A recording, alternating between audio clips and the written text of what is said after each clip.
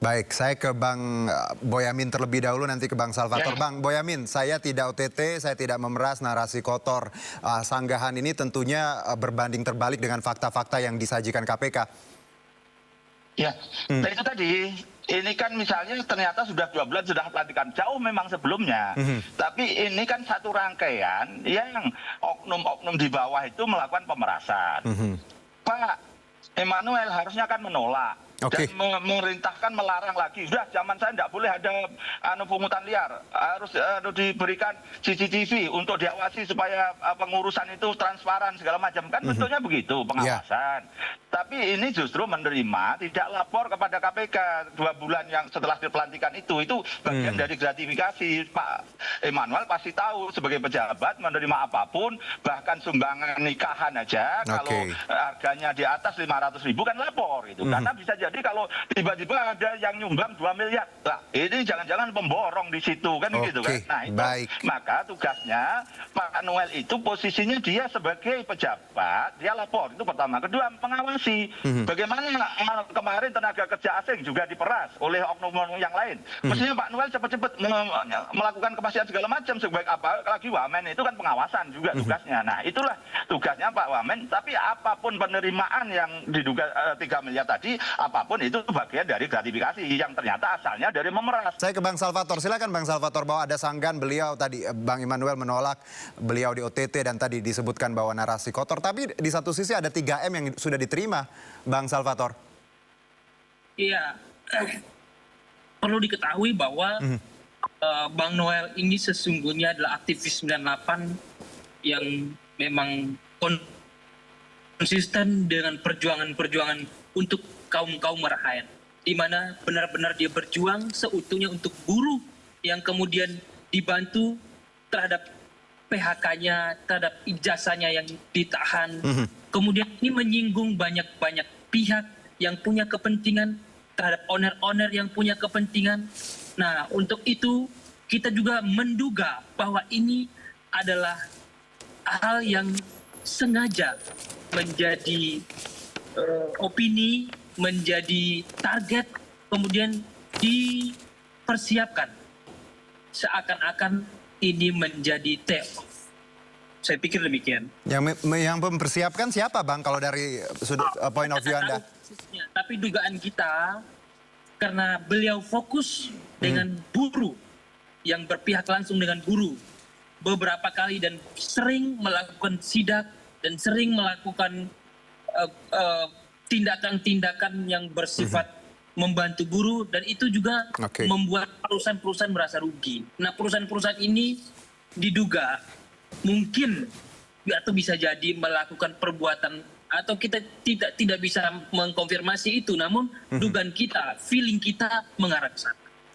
Tapi Bang, kalau memang Bang Noel tahu beliau punya posisi yang cukup fragile seperti itu ya, risky, beresiko, sudah tahu bahwa ketika menerima uang, ya hal yang bukan gaji ataupun memang haknya, tentunya harusnya ditolak dan dilaporkan seperti Bang Boyamin tadi. Ini kenapa membiarkan dan tadi malah menikmati, Bang Salvator?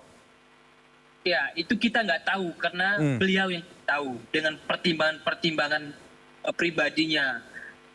Kemudian dalam masa transisi ke pemerintahan, entah ini diketahui atau tidak diketahui, sampai dengan detik ini kita belum mendapatkan informasi valid terkait apa yang disampaikan oleh KPK. Kita belum bisa berjumpa langsung dengan Pak Wamenaker, belum berdiskusi, belum berkomunikasi. Saya pikir itu. Baik. Saya ke Bang Boyamin. Bang Boyamin, bahwa kalau kita lihat konstruksinya tadi KPK menyebutkan bahwa ini sudah terjadi sejak 2019 ya Bang Boyamin. Wamenaker baru 9 bulan. Nah, berarti Wamenaker meneruskan tradisi yang luar biasa ini. Ya, kira-kira begitu. Oh, misalnya yang merayu, anggap aja ini minimalisnya, yang menyerahkan uang pada Bang Noel itu merayu, Bang, ini aman kok, ini uang ucapan terima kasih dan sudah berlangsung lama, aman kok, kira-kira kan gitu.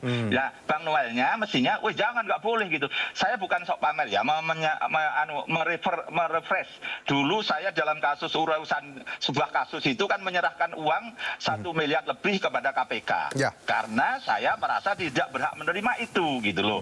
Meskipun saya sebenarnya oleh KPK kemudian mau dikembalikan juga. Loh, Bang Boyamin boleh menerima, bukan pejabat negara segala macam, tapi karena yang memberikan itu ada sedikit konten dengan sebuah kasus, saya serahkan ke KPK.